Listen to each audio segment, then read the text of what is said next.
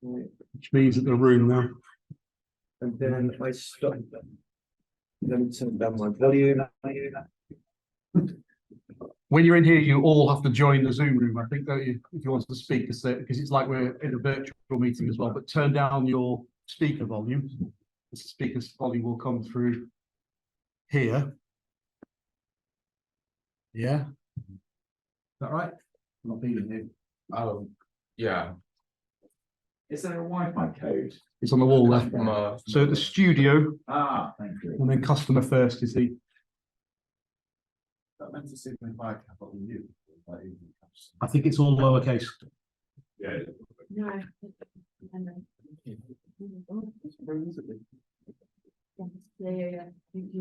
Yeah.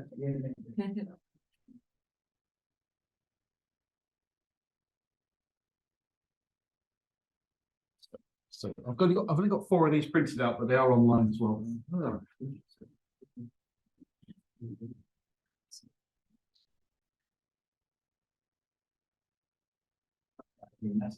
No, I'm Emily. I've got one identity. Hello, I'm Murray Williams from this.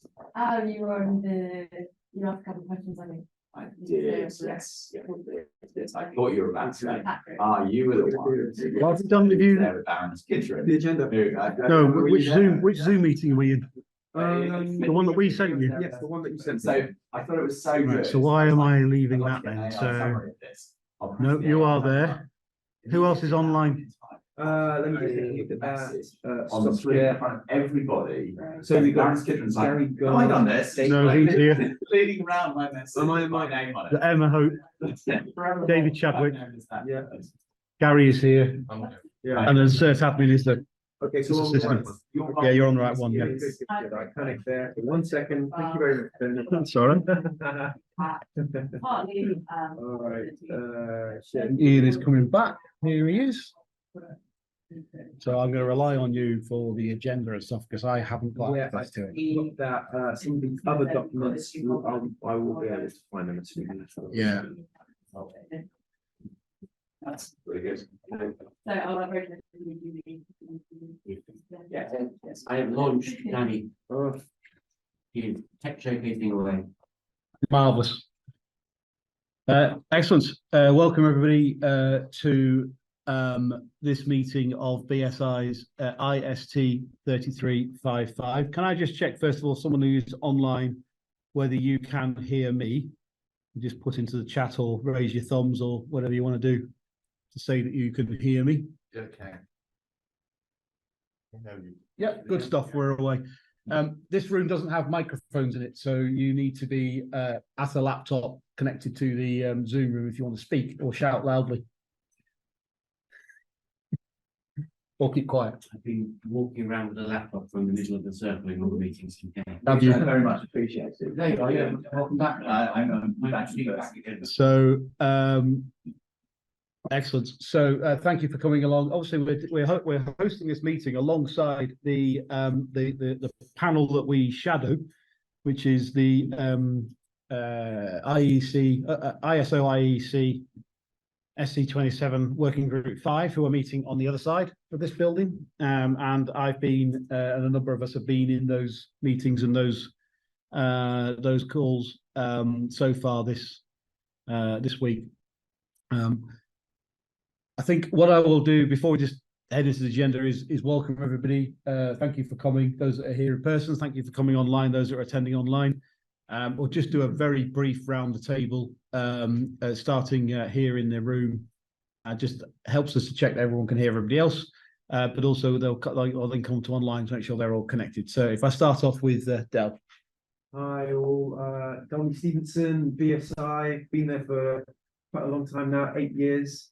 Lead standards development manager, portfolios like security, commercial technology, and many other different things.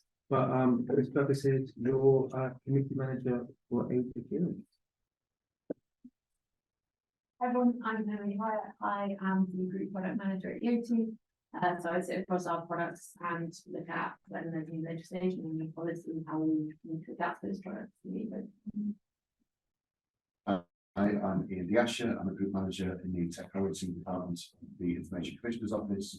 My team have policy lead responsibility for the SEO line and biometric data. We have great interest in age assurance generally. Fantastic. Maury? Hi, Murray Williams. I'm a solution architect at Fujitsu, responsible for developing our age estimation solution. Ian Colby, Executive Director of the Age Verification Providers Association and Secretary General of EU Consent, which is an interoperable solution for online age verification. Hi everyone, I'm John Vincent. I work in Ian Diasher's team. I'm a Senior Policy Officer and I specialise in the age assurance part of Ian Diasher's team. I am Gerald Wan. I'm a statistical modeling analysis and data science at ACCS. I'm also a room coordinator today here. Yeah. Thank you, Yuri. Just going online, first of all, let's go to David. Hi, David Chadwick. I used to run a company. Can we hear David? Can we hear you in the room? Is the next question. I don't know. You tell me. We're on here. Click on mute on the arrow next to the I can hear you all loud and clear. Yeah. Just give us 1 second. We'll put you on TV. Then we can hear you. Are you on Samsung? I think maybe. Yeah, that should work. Samson, that should work, shouldn't it? Okay, try again. Try again. Yeah, this one. Hello. Can you hear me? Give us a second. Your voices. Yeah. Okay, try again. It's being slow. Try again. I can hear myself. Yes. All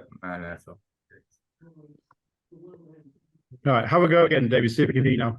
Okay, can you hear me now? Can you hear me now? Yes, there we go. Okay. There we go. Okay. Yeah. Good.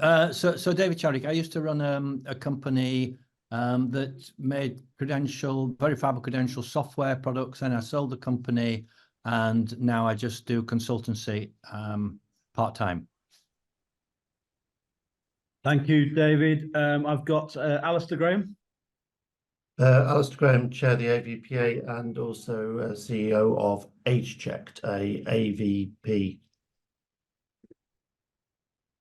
Excellent. Thanks, Alistair. And I also want to welcome a new participant in the group, which is Emma Hope. Emma, I'm hoping you can give a little bit of bigger introduction to yourself and also tell us about CPIN and what CPIN is all about. Hi there, can you hear me okay? Yes. Brilliant, okay. Sorry, it was telling me I had problems, but I didn't believe it. So I'm Emma Hope. Just so you know, my background is I'm a Principal Trading Standards Officer at Hertfordshire County Council, working in the Business Advice team. But in my personal life, I'm also what we call a CPIN rep. That's the Consumer and Public Interest Network. So we work alongside BSI and we represent the interests of consumers on standards committees, PASs, etc. So haven't been doing this too long, sort of started in COVID, haven't had to get to too many, but I was involved, for those of you that have got any sort of product safety background, in the PAS 7050, which is bringing consumer products to market. And as you can appreciate, this particular subject on age assurance is quite close to my heart, being a trained standards officer and a mother and a general member of the community. So yeah, if anybody has any particular questions around CPIN, but we are there to sort of be the voice for the consumer that can't be present at these meetings. Thank you, Emma. Has anyone got any questions about what CPIN is or why it's here or involved? It's a part of BSI's committee structure. Thanks, Emma. You're very, very welcome. Del. Okay, thank you. So I'll just go through the BSI bits and hopefully get onto the juicy topic areas. So Emily and Emma have both introduced themselves, and I think Emma, I've got to add you onto the committee so you can receive all of those documents and keep yourself informed. So one of the status of invitations for organisations and people to join the committee. I don't believe there are any outstanding invitations. To consider those organisations no longer represented and the impact on the balance of representation of the committee. I believe the committee is well constituted. To review the co-opted liaison and any working group expert category members as currently valid. So essentially with this space here, is everybody in the right place? Do we have the right liaisons within BSI committees? Are people sitting on working group 5, which is something there, by the way? Is that all correct? I think it is all correct. Moving on to the standing items. So we've got 2 of these always within BSI committees. The first one is the conflict of interest. So some text there, I'm not going to read that. But if there are any conflicts of interest, please do let me know. I will take silence as a no and move on to the next standing item, which is the declarations of IPR. If there are any declarations of IPR, please do let me know. However, I will take silence as a no. Move on to our next agenda point, which was to review and confirm the unconfirmed minutes of our meeting, which was held on Friday, the 1st of March 2024. So save us all time, put a link in the agenda, but we can just go to the actions, which I should have checked upon before coming to the meeting, but time being what it is. So I think looking at 2.3 membership and constitution, is to remove Ofcom members. So George and Ross, I haven't done that, so that's going to be on forthcoming meetings. So it was just for all of you to register the working group 5 meetings, if you did plan to attend. So I say it's completed. Global insurance communique, we're going to talk about that today. So I think that's still in process. So I think all done. They look all done to me. Yeah, yeah. That's good. Unless anyone has any objection, I think we take those as confirmed minutes. And no, I think that's moving on to the work program. And so just the update on 27566 part 1. Okay, so I think this is obviously the main part of the agenda. Let me give a summary update of what's gone on this week over the other side, if I can. So the first thing is that there's been discussion about part 1, that there is a consensus has been reached on the adoption of some amendments to part 1. Probably the most significant being the shortening of the scope statement to mean that it is just about. In fact, let me try and bring. My computer is having a week off, so let me just try and bring it up on here. No, it's really not a good week for that, and it's really annoying me. But if I just bring up the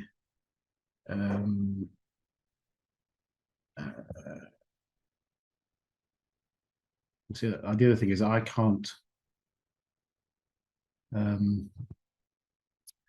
find things because I'm having to go in through SharePoint. Put that there like that.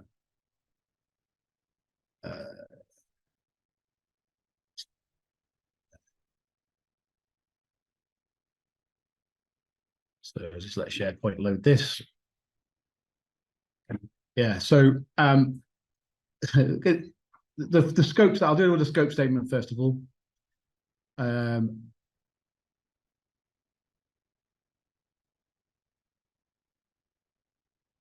going to have to read it out because I can't share from my PC, but I'm just going to say that the scope statement has been shortened to be, when I get to it, this document establishes core principles including privacy and security for the purpose of enabling age-related eligibility decisions, and that's it. So previously there was stuff in there about going on to talk about characteristics and other things, and they've just made it shorter. That means that you can effectively get more things in it than was there previously. The other thing that has changed is that, well, I say it's changed. The title hasn't changed, but the French want a different translation. So it's going to say age assurance systems in English and not trying to attempt French at all, but système de contrôle d'allage in French. So they would prefer the word control rather than assurance. But none of the English speakers thought that control was an appropriate word, but apparently in French it would mean the equivalent of assurance rather than what we would think of as control. So there is no prohibition in ISO's rules on having a different French translation than words. It's apparently quite usual. So because they wanted to change the whole title to age control systems, and there was no consensus about that in English because I think in English we'd accept the one thing we can't control is our age. So that was the discussion there. There's other bits and pieces in the standard in the disposition of comments, but nothing particularly significant. The other big debate that still goes on is about the indicators of confidence. And one of the contributors, Denny Pincas from AFNOR, is very vociferously saying that you cannot compare age verification and an age estimation. You cannot compare the outcomes. You cannot compare the outputs. You cannot say that one is the same level of confidence as another. My view is, and I've fed this back to him, why can't you do that? What's the barrier that stops you from doing it? Why can't you say that this particular method is just as good as this particular method? And he keeps on saying, well, it's entirely different measurement. I said, well, that's a different thing. You can measure things in different ways and still compare them. You shouldn't have to do that. But the push that he has, and he is being very vociferous about it, is that the levels, the indicators of confidence should all be taken out from the standard completely, and we shouldn't have anything in there in relation to indicators of confidence, which I am pushing back on. I have to say, Rachel's not on this call, but Rachel, who is on this committee, has been kind of saying that she wanted them to take. Well, actually, she's saying she wants the percentages taking out rather than the whole lot. But there's that. And you've contributed as well a couple of things, Maury, on that. So I've been pushing back on that and saying I think they need to be included. I think they are part of a framework. They're part of the information. They're part of how you describe and how you inform and how you label the outputs of age assurance systems. And I would expect to see that at a framework level. I'm minded to agree that we could do the detail of how that's measured in one of the other documents, which I'll come to in a moment. But I'm pushing to keep the basic standard enhanced strict labels in the framework. What is my question really is what would be BSI's, this committee's, this panel's position on that? So Murray. I'll try and unmute myself. Okay, shall I just shout? You can unmute, providing you mute onto that. So if I mute there, go on. This is me again. So we had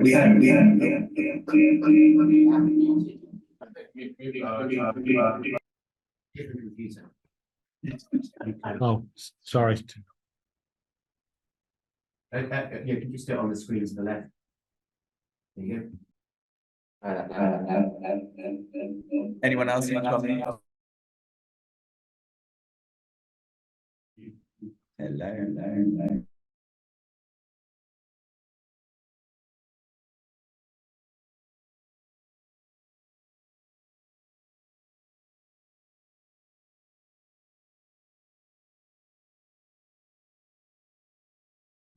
And does that work? Yeah. Hooray! I've forgotten what I was going to say now. We had quite a useful discussion in one of the breakout rooms and there were quite a few people from the ISO committee there, as well as Denny, around the whole topic of the confidence measures. My précis of that, as I understood it, was that people felt that setting out clear measures was definitely a valuable thing. So what needs to be measured, how is it going to be measured, were essential to the standard. The bit which was more contentious was around whether or not you could boil down a complex set of measures into a single number. or a single assessment. And I think the consensus in the room was that you couldn't, that was probably too simplistic. My suggestion, and this was just my suggestion, was that we don't try and set out those measures in part one. First of all, we focus on what needs to be measured and how it needs to be measured. And then once there's more consensus around that, at that point, you're in a much stronger position to potentially answer well, could we boil these down to one or more sort of headline figures? Thanks, Murray. Just let people in.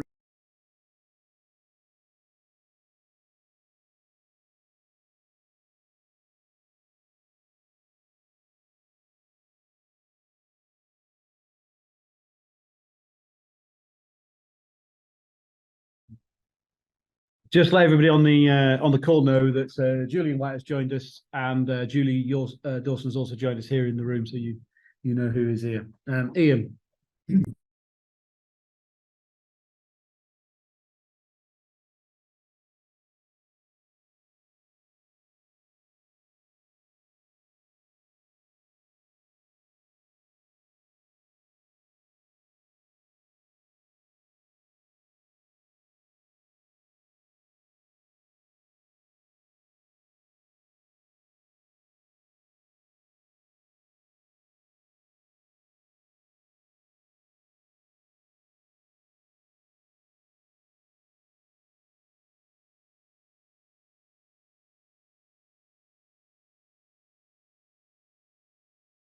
Oh, I do apologise. I'll say it all again. Yeah, Let's keep it. It would be ideal if we could be outcome based, and therefore it doesn't matter what method you use to do age assurance. The question is, are you delivering the desired outcome, which is this person over, under, or between certain ages to the right level of assurance? So, in other words, proportionate to the risk, which I think was what was in the draft we submitted. But obviously, if the main working group has pushed it back, we may have to compromise a bit. Thank you.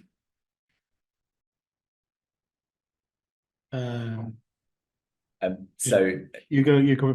yeah, I agree with that. One of the challenges that we came up with in that breakout room was that that a single headline measure, it might be applicable for a particular use case, but it might vary by use case. So what was important? So for example, if you're online, preventing injection attacks and spoofability, really important. If you're in a supervised setting, for example, at a self-checkout, those same things may not apply. Similarly, to the same level. So different factors may weigh differently in terms of the overall efficacy of the solution, depending on the use case, and therefore giving a particular solution, a particular sort of headline figure might imply incorrectly comparability.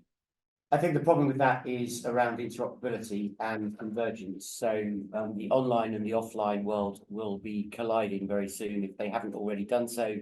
People will be using the same age check that they've used to buy a bottle of wine in the supermarket to access an adult content website.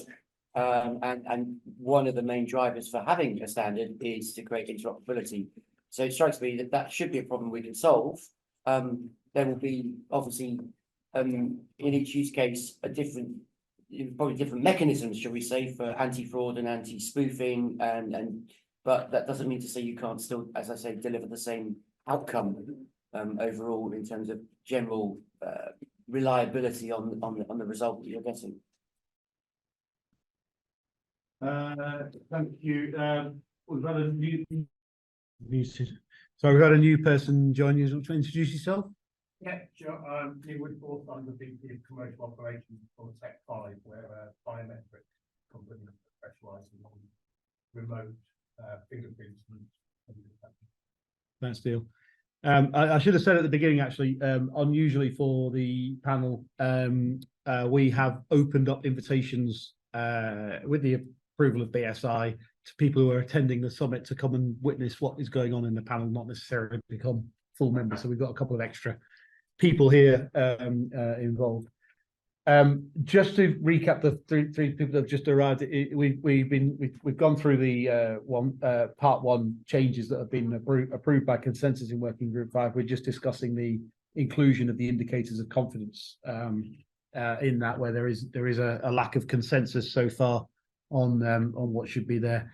Does anybody online wish to add anything? Do you just want to? You had your hand up, so I'll wait until online's have a chance. No one was raising their hand, so Ian, do you want to go? Yeah. Can everyone hear me if I shout in the direction of Molly's laptop? Yeah. Okay.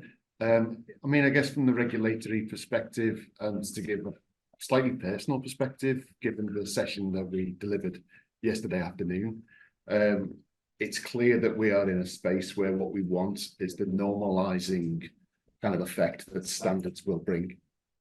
And I think that the indicators as describe an ambition that we all want to get to. And I think we support that. I think the underlying concern is the big single figure is incredibly seductive and reduces the science behind it of how you got there. And I think our concern is whether this approach of we'll have the ambition up front and we'll work on the process of how we can get the interoperability of the different methods to meet those levels. The concern from us is that that can be done in a way that doesn't create a race to a figure that can be gained. And I think that's our concern, that there's the potential for the integrity behind the big figure to be lost. And I think that would fundamentally undermine the whole purpose and process of the standard. So I appreciate what I'm saying is a little circular. But I think we don't oppose the ambition.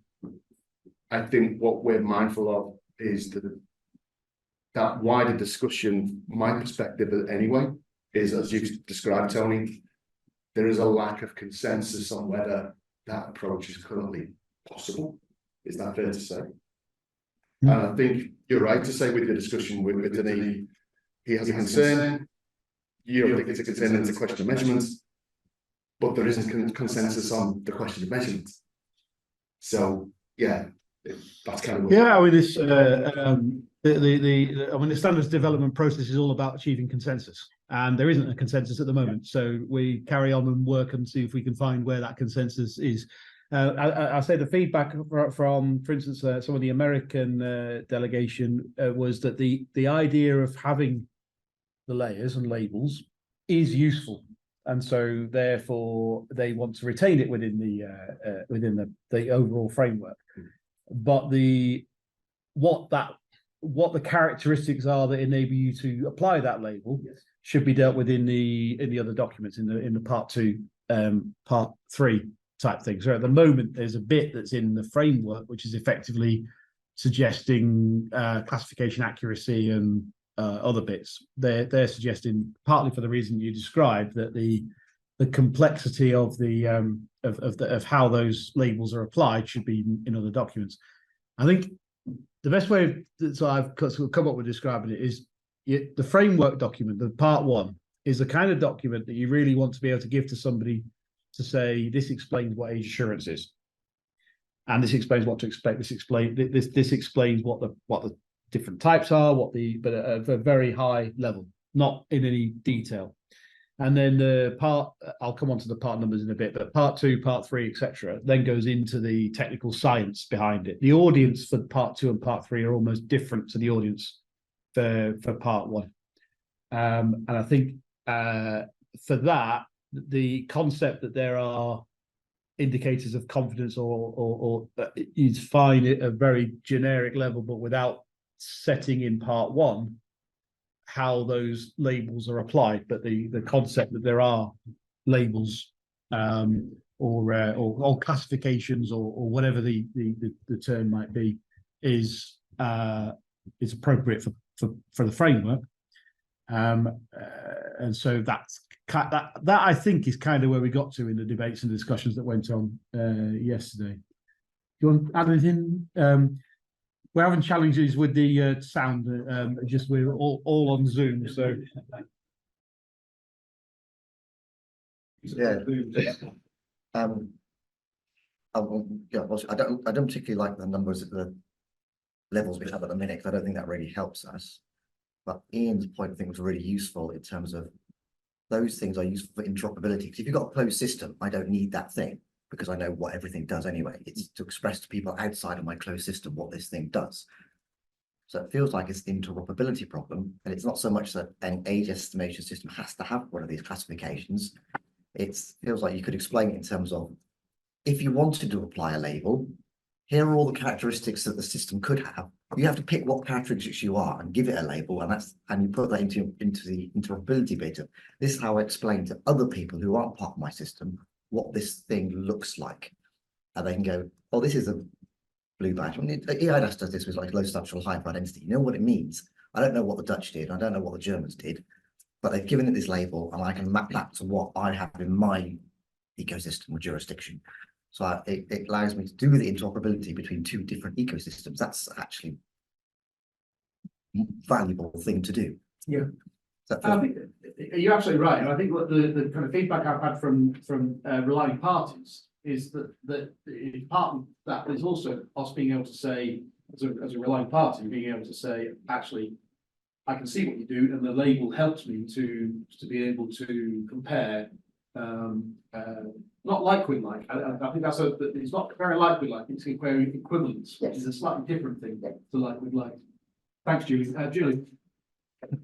I think your point is a very fair and valid one, though, and I do think one of the things, a bit like when you do a risk log, that we should do is confront exactly that thing of gaming, and look at there's probably some other risks and mitigations, and see where are there some things that people might do lots of times in a really small, discrete way, but actually add up, or the big ones, and actually have that as something that we do. What can you do as an industry to be aware of gaming things? So I know, for example, the German regulators recently have said, we hadn't thought, or a bit like there's been very blatant URL hopping, say, from organizations. We hadn't thought that organizations would be as disingenuous enough to just say, oh, can we turn off liveness?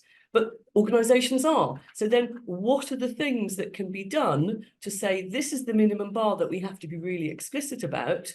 Which is slightly different. It's a parallel, but what are those things? And in the same way, I think with the Global Online Safety Regulators Network, they're going to have to share on the content side in the Global Online Safety, and on the data protection side in the Data Protection Working Group. But also with industry, you're going to have a bit of an amnesty, same way as with the fraud side, because what is fraud? What are those fraud sharing things? So in the security side, I believe there's a body called CERT-CIS, which shared sort of attacks and different things coming through.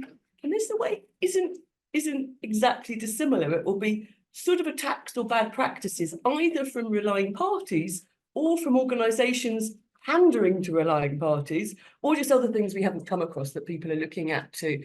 So say yesterday, for instance, in the session, people could be saying, my method is, I don't know, 99% accurate, but what you have to look at is that actually fact? And what is the corroboration around different things? So I think as a cohort, we need to be, alert to those things and offer healthy challenge. And hopefully that's part of the community of practice, I'm sure, specifically within EU Consent 2.0, but also in the regulators' bodies, that we need to encourage that transparency being the best oxygen. Yeah, and as a regulator, Lord deliver me from people telling me they can do 99.7% accuracy, whatever that means. Yeah. Right, so where we're at with this is, I think there's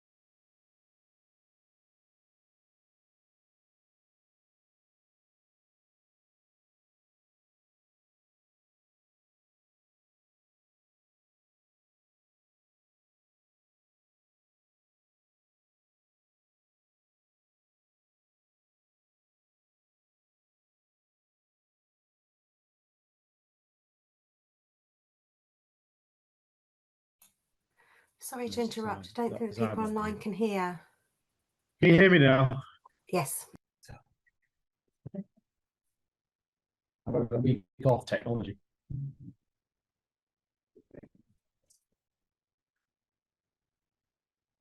What a week for my computer to decide it doesn't want to work. 6.1 we're looking for.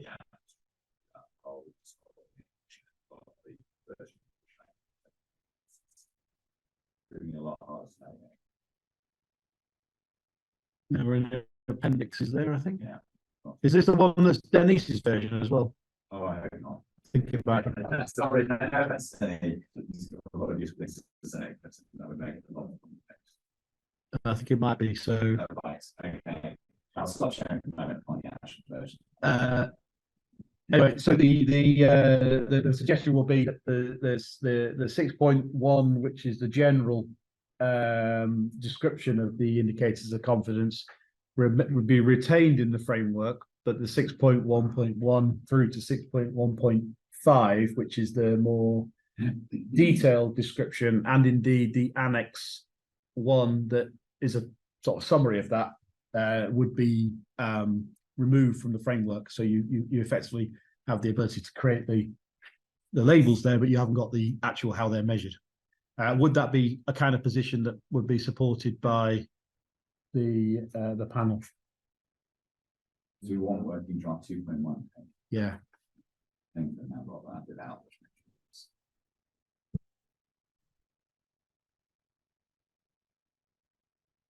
That's the one. Yeah, so it's 6. Right. There we go. So just go up to 6.1 general.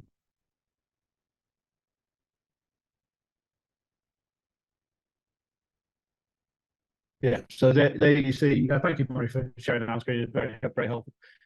There you see that you have a general statement about the indicators of confidence, that they can be used by policymakers to set a policy, establishes, or that we might change. If we take them out, we might change the word establishes, because that so we might change it to something like proposes or identifies is probably a better description. And they can be structured around the measurement and the process of measurement testing, which shows. So that's all fine. I think there is except for Delhi, there is a general consensus that that's fine.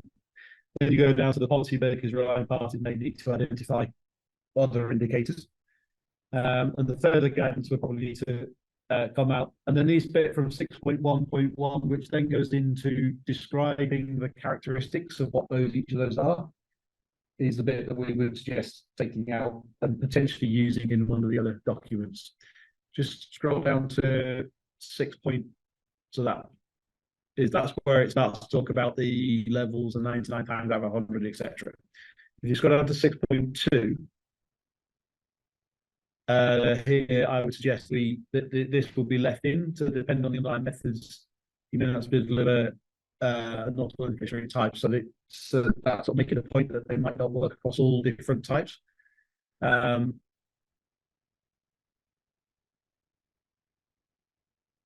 So describing what the indicators are and the use of them, it seems, I think, will be fine, although we will have a pushback from Denis on that. But taking out those 6.1.1 to 6.1.5 could be a compromise that gets us to the point we need to be at. Okay, I'm getting general acceptance in the room. Any comments online? If you can even hear me, okay, you there? There's nothing online either. So I'll take that as being BSI's panel's position on that, and I'll feed that back to the plenary session this afternoon. Part 2 and part 3. Let me just describe briefly what's going on with part 2 and part 3. First of all, there's a suggestion that we swap them round, so that part 2, which is currently benchmarks, becomes part 3, and that part 3, which is currently technical architecture, becomes part 2. I've no problem with that. It just is the flow, because the theory goes you can't set the benchmarks until you know what the architecture is. So it just makes more sense that the architecture is in part 2, and then the benchmarks come in part 3. You wouldn't believe the complexity of resolutions and decisions that goes into getting that through and drafting the drafting committee. But I didn't have any particular issues with that as a suggestion. I don't know if anybody getting nods around the room and nothing online. So for the moment, I won't use the term part 2 and part 3 because it'll get confusing. But if I talk now about the benchmarking part, before I do that, let me just talk about the output of the part 1, which will be there was consensus reached in the room that we will be pushing for it to go to a committee draft stage at the end of this week. Even though it's not perfect, even though it's not necessarily completely settled, we had a debate about whether it should go through another round of working draft. But the convener and others in the room feel as though it would be very useful to get it to go out to committee draft. One of the principal reasons for that is, unlike BSI, which is of course the national standards body that promoted it and put it forward in the first place, where we have this group is not replicated yet in many other national standards bodies, because they don't tend to do that until it gets to committee draft stage. So what will the creation of that CD will effectively, it wakes up the national standards bodies to consider this and examine it and look at it, and they will create their groups in the same way as BSI has this group. And so there'll be meetings all over the world going on discussing this work, which will help to build that consensus and bring that forward. I'm not sure if you've got to go to all of them, Julie. How would that then fit with, say, things like the Canadians and the ETSI are doing? Should it hopefully bring them together? Is that part of the objective? Yes. So what that does is it effectively registers within the international standards world that this is happening, and it's happening formally. I think my feel is that most of the standards bodies, unless they're the promoter of the standard like we are here, don't take it seriously until it leaves the committee into a committee draft. They sort of like they're playing with stuff. They're doing PWR, preliminary work items, or they're doing working drafts. They're playing with it until it leaves that committee. They don't take it seriously. And what we want to do is get this so it's on the agenda in Canada, in the US, and this action will cause that to happen. That'll be the outcome of this week. And then you've still got at least 18 months for it to sort of state. There's still, yes. So we have, yeah. So then there may be a couple of rounds of committee draft. There may just be one. It rather depends on how much feedback you get on it. I suspect this one will be getting a bit. Will be my take. So we'll see how we get on with that. So going back to the benchmarking. In those two cases, the second two documents, they are not going to go to committee draft this week, and I never had any expectation that they would. They are not near ready.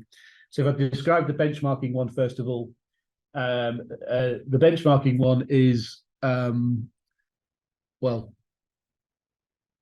it's a lot of statistical theory and not a lot of statistical practice. So one of the tasks that we have really from this week and the discussions that have been going on in a whole host of workshops is now taking that and distilling it and bringing it out as applied theory to the particular problem, rather than these are the 50 different ways you could possibly measure this. How do we apply it to the particular problem? So I think what we will get back, we will get the working draft back of that benchmarking with the amendments that have been put forward in this round of comments, and there'll be another round of comments. And we're hoping that the evidence gathered this week, the fact that we are now much clearer about the approach to measurement and testing, should be contained within that document rather than spread across the framework and the other documents, will enable us to be able to support and take that forward. And before I move on to the technical architecture one, has anyone got any comments on the benchmarking? Julian, do you mind going around to Murray's PC? I don't know. So how many people saw the presentation Patrick gave from NIST, and he put his stuff up, and it's like, as he was talking through, it's like, those are the stats that we need. That's the applied stuff that we need in the benchmarking. Where's that report, Patrick? I need that. So Yeah. So when this is published, that I think there's a load of stuff we can just pitch, basically. There's nothing better than pitching somebody else's work, but that's coming out at the beginning of May. They told me sometime May. Yeah. I'm going to temper that with one thing, but yes, I completely agree. The stats, the measurements, the things were fine. I was a little bit concerned about the use of place of birth as a proxy for ethnicity. Yeah, I'm not convinced by that. Not convinced by that one, but the rest of it, completely agree. So we might want to look at the issue of how you do skin tone. I had a question actually, which you might know the answer to this, Julie. One of the comments about the Fitzpatrick scale was replacing it with something called the Mohn scale. Monk scale. Yeah. Monk scale. Yeah. I've never heard of that. Yes. Sorry, Julie, you know what that is, do you? Yeah. So we use the Monk scale because the Fitzpatrick scale was developed to measure UV absorption reflections for sun cream. It's just been kind of misused for other things. But the Monk scale was developed by a researcher in Google as well, as actually a way of measuring skin toning itself. So and it has a bigger range, like it's the range 0 to 10 rather than 6. There's a lot of stuff with particularly the Fitzpatrick scale is you kind of got like 3.5 shades of light skin because the UV absorption rates there vary widely in between like very pale and slightly not pale. And as soon as you get into slightly dark to really dark, it doesn't matter. Your UV absorption rate is pretty high and your sun cream doesn't need to be as strong. So the design of Fitzpatrick was not to measure skin tone. So you find that most of the world ends up at 5 and 6 in Fitzpatrick because they're not white. There's a lot of white scale, whereas the Monk scale is more distributed in actual skin tone. Yeah, as we only use 3 of them anyway, but not the 6. So let's go for who was racing there? It was close. It was very close. Just on that point, Julian, and I need to be very careful here in terms of the level of knowledge I have.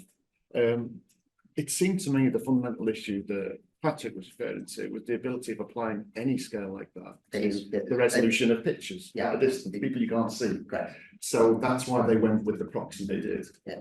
So while Monk might be a better scale, Jim still had the same problem. You still, no matter how you cut it, you still get the same problem. There's no way to subdivide humans into buckets without those buckets having problems at the edges.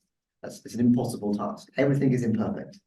And it depends how much you're interested in because like on Patrick, the short presentation Patrick did, you have the same person taking within 30 minutes, and while the skin tone varies differently because of the illumination and the camera quality. But actually, if you're processing it at the back end, how much does that really matter? If you've got people, what you're trying to say is people, when they appear this light or dark in the camera, regardless of what their actual skin tone is, fail or pass more reliably than people with different colour skin tone. So what we really try to look is there a distribution of skin tone inaccuracy, regardless of how well it lights it and not? The difference I think NIST have is that what they're doing is a technology test. So I've got a database of things, I throw it to an algorithm. Because the purpose of NIST is to benchmark between different algorithms, which is what technology test does. Yeah. So there you have to normalize the input images in order to make sure the algorithms are the same. When you're testing a system independently, it doesn't really matter because everybody's got the same camera and illumination. So I'm looking for differences in the presentations of people. And it may be that you've got a particular darker or lighter skin tone, you appear lighter or darker in that particular system, but everybody in that test appears lighter or darker in that system. So it's the granularity that's the thing. It's relative inside that headset. It doesn't matter. It only matters when you're doing a technology test, when you're comparing different implementations. Thank you. Come on, Julie, you go first. Thank you. So yeah, I'd like to tease out another few things, and I wondered if this might be something for maybe a new incarnation of your scientific advisory sort of group that tries to tease out all these different things. But I think basically what you're looking at is, on the one hand, diversity, and then on the other hand, how you make it explainable for different groups, how you make it explainable for Joe Public, how you make it explainable for a relying party who frequently is sort of Joe Public level, for regulators that, you know, have a variety of Joe Public to very scientific, plus the, you know, the technical community. And for quite a few of those, you need shorthand and you need something that doesn't bamboozle. And, you know, whilst some of us might get our heads around, you know, there are these 6 groupings of countries. If I said to my mum, you know, Azerbaijan, you know, where is that on a scale of this to this? She'd probably just look at me and say, I haven't got the foggiest. And then if you say, well, these are 6 countries and these are this grouping, they might look at you even more perplexed. So somehow we still need a shorthand, because one of the principles, specifically if you're explaining AI to children, explaining AI to or any approaches to the general public, is you've got a reading and comprehension age of about, what, 12. So you're thinking Daily Mail, Mirror, and I think we have to bear that in mind. And then also there's diversity of other areas. So obviously we know with passports in the main, you've got male, female, but then you've got other. And one of the things they also alluded to is the fact that there are, you know, there's people with all different sort of facial disfigurements. You'll have, you know, there's all those other edge cases. So in this diversity bucket, there will be a whole more bunch of things. They described what their data sets were, and at the moment, he was quite honest as to where the data sets are, but even that isn't perfect. So I just think it would be nice at some point, maybe in that scientific advisory group, that we do some sort of a table that shows these are all the things around diversity which are tricky, and this is the best we can do at the moment. This is what we'll do for the sort of technical community to make sure we're looking at the science. But at the end of the day, we've also got to make something that relying parties and Joe Public can actually understand. And we've got to somehow put that in 2 pages. Thank you. Any comments online? One from me, Tony. Just see if there's any comments online. I'm just trying to make sure they can still hear us. They're still there, so that's good. Murray. There's a couple of things I want to say, but I'm going to focus on the skin tone bit first. So as someone who's built one of these systems, one problem with skin tone is what Patrick talked about yesterday, which is the amount of light that's reflected from a dark surface rather versus a light surface. And so I think potentially Fitzpatrick, or I don't know on a month scale, but that may deal with that factor. But there's another factor which is really important, which is that different genetics, and I think Patrick hinted at this yesterday, different genetics mean that the signs of aging are different. And so if you just do something that's based on the color of someone's skin, that is not going to be effective for ensuring that a particular system is not biased against a particular ethnicity. And let's bear in mind that it is ethnicity, not skin tone, that is the protected characteristic. So, for example, and you may think this is particularly relevant to, given that I work for a Japanese company, East Asian skin tone, very similar to Mediterranean skin tone. Signs of aging very different. So when we first launched a version of our algorithm, we found that it was nice and accurate for people around the Mediterranean, not very accurate for those in Japan that were testing it, who weren't very happy about it. And despite the fact that, you know, based on skin tone, it looked fine. So I think personally, I think if we want to define a test which ensures equality across ethnicity, we need to ensure that we do something to ensure there's a spread of ethnicity. And I actually thought that Patrick's suggestion of using a place of birth as a proxy for ethnicity was quite ingenious. I do appreciate that it's imperfect, but I think that if you've got a large enough data set, and currently NIST do have a large enough data set, it will actually statistically act as a very effective proxy for ethnicity. I think on the issue of that, though, I mean, that kind of works. When you talk about large enough data set, you talk about the extremities, and the extremities become less relevant the larger the data set. That kind of works. If you're in Nigeria or something like that, then being born there means you're likely to be 95% of people are likely to be of a Nigerian descent. That doesn't apply to London. Also doesn't apply to New York. It doesn't apply to LA either. Yeah, so I think those extremities become extremely wide extremities in multicultural communities. Yes, which is why he specifically picked countries where there was a low migration rate historically. Julie.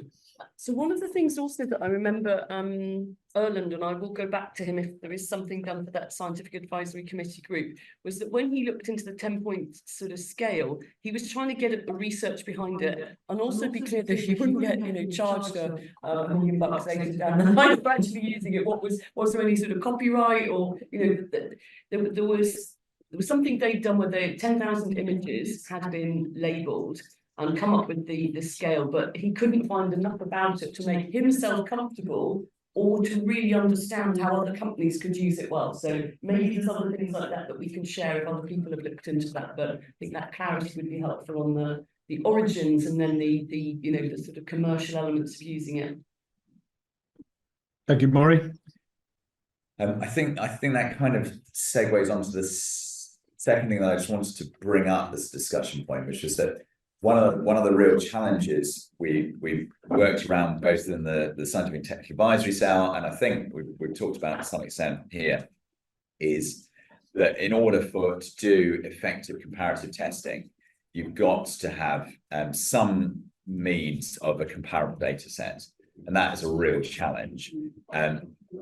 One of the wonderful things about NIST is that they do have such a data set, and if you were there, so I was up sort of trying to tease that out, Patrick, to what extent you might be able to make use of NIST's testing. I guess the danger of relying on NIST's testing is if for any reason they did go away, we're then in trouble. But to my mind, at the moment, they have by several orders of magnitude the best data sets available for doing testing. There's no doubt that they're the only people in the world that can do the kind of numbers that they're talking about. There's 6-7 million people.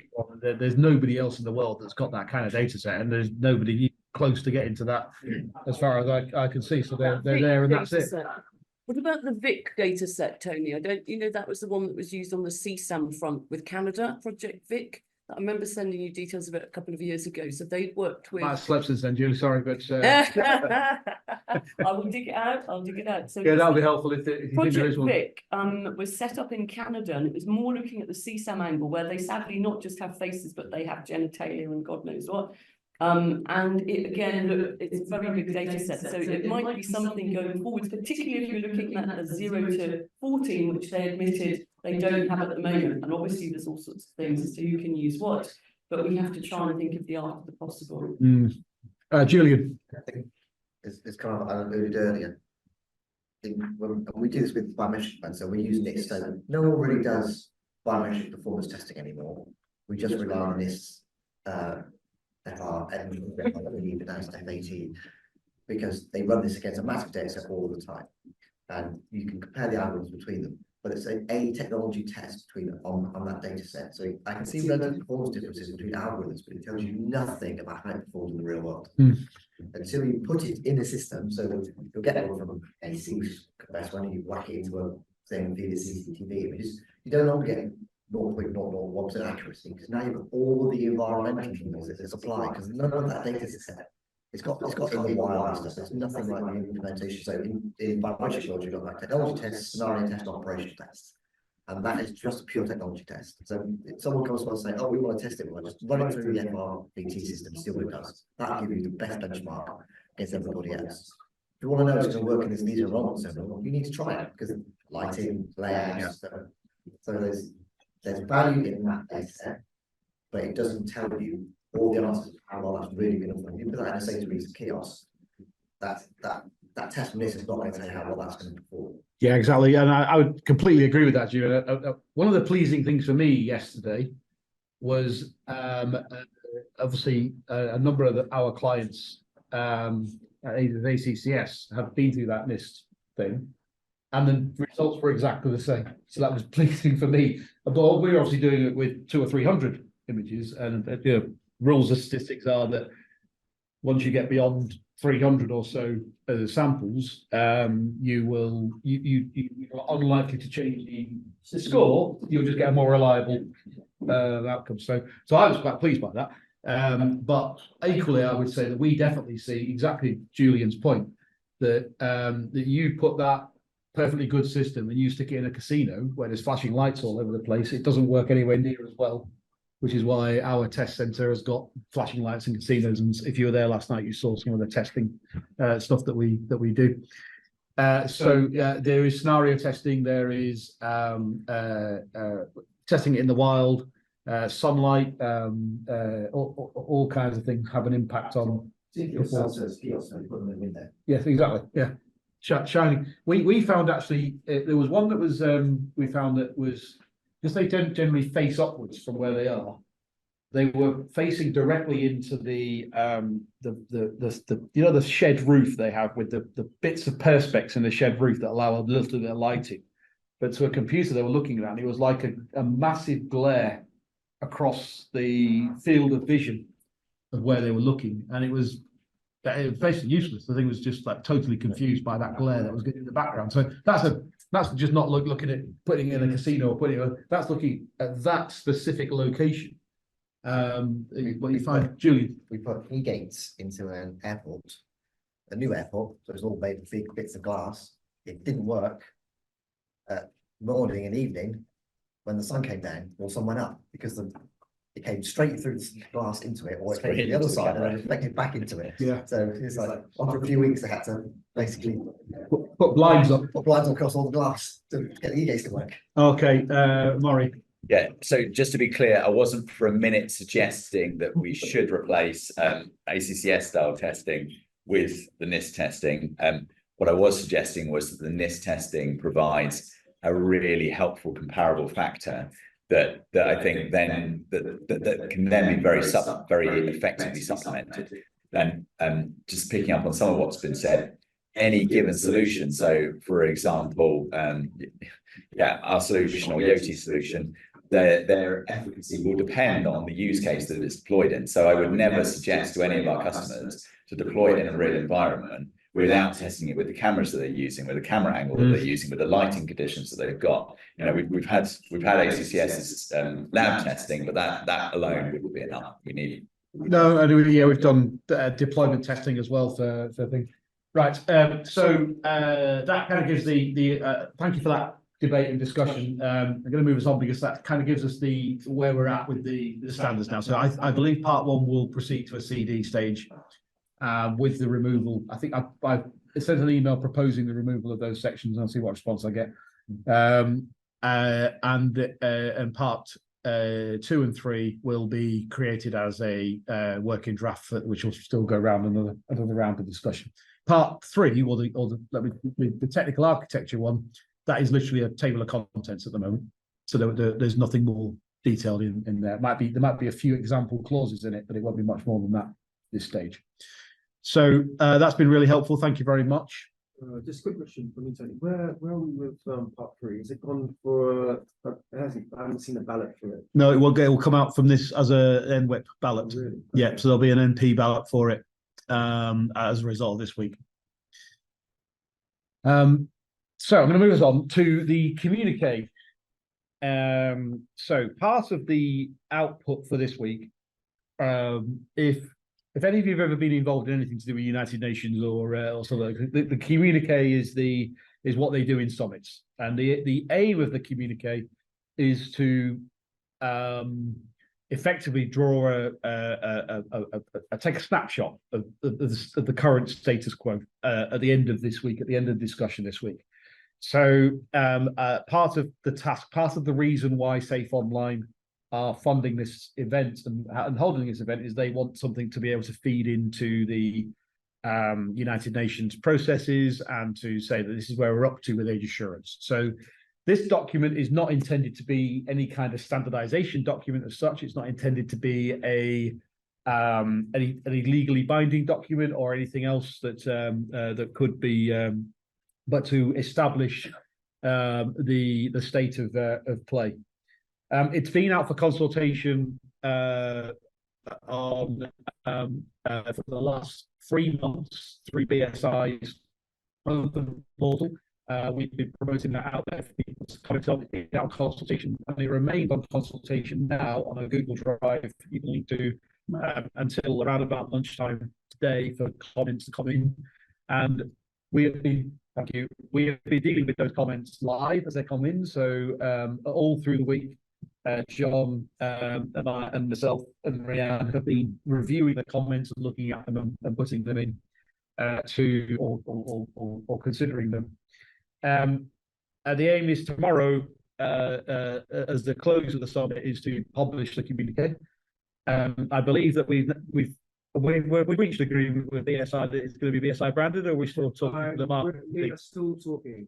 There are several conversations going on. I'm actually talking to Joy now about just getting this email conversations. There's several going on. One is just about the promotion of this, how BSI wants to promote this, and the other one is about the branding of it. Obviously, I do want it branded, but whether or not some of our other colleagues, senior management, have understood the message is something else. But we're trying to resolve that. We have at least resolved now, if it is branded, which logo we're putting on it, because that was of itself a committee meeting by itself. That was a big thing. Yeah. But so we won't know that until tomorrow. I don't think. But you know, it's all the road sat here in the communique meeting. She's happy with it. I want our branding on it. Yeah. It's just, you know. So and then the aim would be that it would go into the UK's submission to the United Nations update on the implementation of the Convention of the Rights of the Child. And it would form a reference document in there. It isn't meant to be controversial, so there should be nothing in it. It is literally a statement of the current state of play, and it hasn't proved to be very controversial. There's a few things that people have said that they would like to put in, but just in terms of the style of these things, you have a kind of headline. This is the statement. If you were to put this into a press release, that might be what you put in the statement of the press release. Which BSI talking about doing. You've got the legal landscape, which is, if only you've ever seen these things, they all start with recalling this, whereas this, acknowledging X, all that sort of thing. So this is really just a list of all the things that have gone on and have been thought about. And if anybody's got anything they want to add to that, feel free. You then have the call to action, which is what needs to happen next. So bear in mind the principles of what we want to see the participants do. And then you have a bit more about standards and where the standards are at. And then we put these guiding principles in and ask people to comment on these guiding principles. And so this has been going on for 3 or 4 months, and there's been lots of comments on it, lots of things gone in. I think unless there's any. Does anyone want to comment on where we're up to with this, or any comments on it? No, Murray. You're here to comment. That's what it was. So first of all, I think it's an excellent document. I think it's really helpful. I still feel that it might be missing just a brief definition of what age assurance is, simply because I think we all here, I think, probably have a probably pretty clear and common view of age assurance. I think outside of the people that have come this week, it gets pretty fuzzy. So ideally, I would like something which at least says something about technical means of identifying an age or age threshold using age estimation or age verification or something like that. Would you be happy with how it's defined currently in part 1 of the standard? I would. That sounds like a sensible suggestion to me. Yes, so we could lift that out. I can't remember exactly what it says. I think it does mention. Does it mention age estimation and age verification? Yes. I mean, the reason I think that that's important is because I know that particularly in the States there are some people, including 1 or 2 here, that are very much sort of see age verification as the only means of age assurance that's valid. And I think the vast majority of us feel that both AE and AB are valid forms of age assurance. Okay. Yes, I think we can include that. We can just lift that in. Ian. Sorry, Tim. That's just a question, just personal interest. In the call to action, there's 0.5 of the call to action. Which is the proposal for next steps, which is to request somebody to submit a report to someone else. Yes. And I was just wondering what your thoughts were on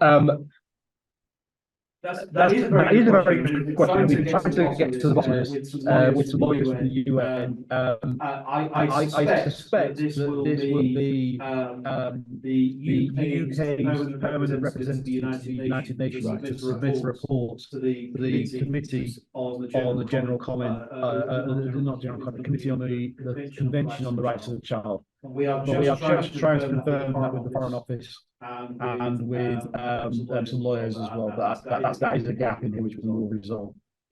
Julie. Just picking up on that, your point there, Murray. So one of the things that keeps coming up is this dearth of other benchmarking. And I wondered either through the UN and Violence Against Children or other pots, if we need to keep alert and alive to the research that's needed and where we need to try and get those pots from. So if you're looking at bias, it's really clear there is some research that says, you know, credit card isn't, you know, this, but we're still at this weird point of all the other stuff that's been going for 20 years, fine, let that carry on. But the new stuff coming in, let's get the microscope and scrutinise the hell out of it. And how do we basically, you know, sort of level the playing field a little bit and try and have, if we're going to have interoperability, at a certain point, you've got to be comparing at least fruits with fruits rather than fruits with Lamborghinis. So, you know, I just think we've got to try and look at, and I'm sure there's bodies like the RUCU, there's a German body, and we might need to try and see what those pots are, or try and lobby for those pots to get created through the Global Online Safety Regulators Network, through the data protection groups.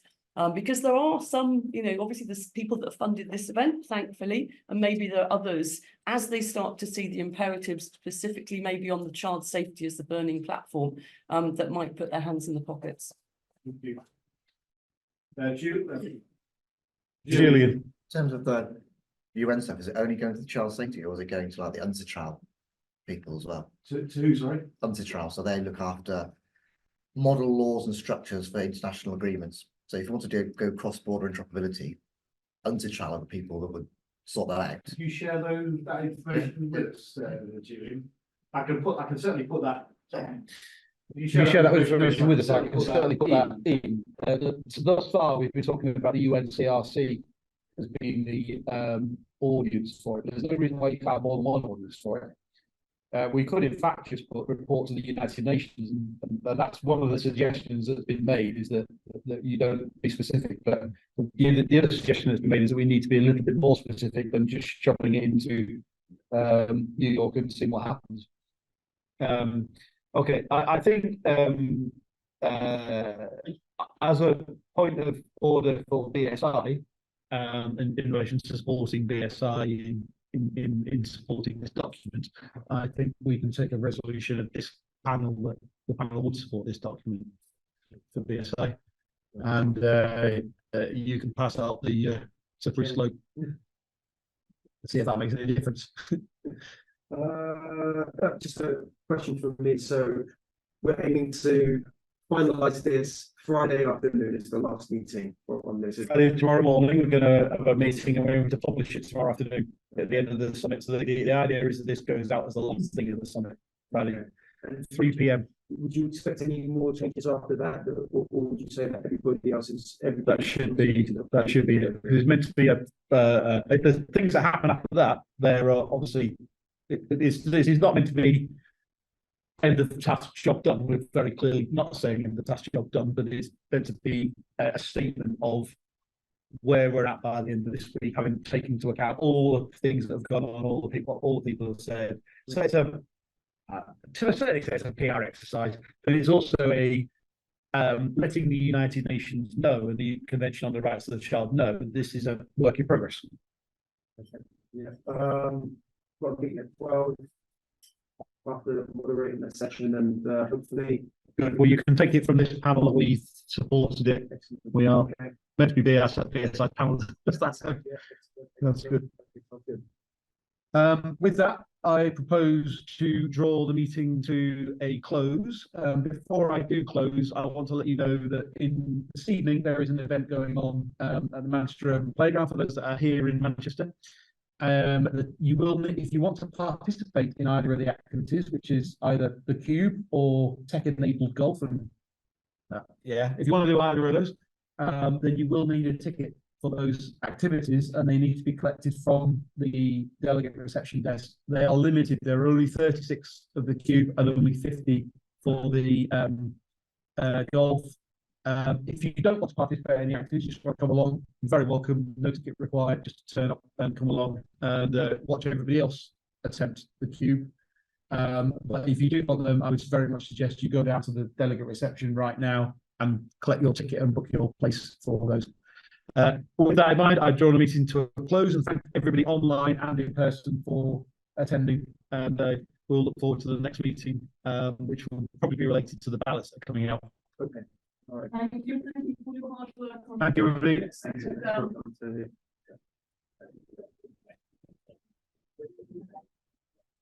Julian, could you email me that volume?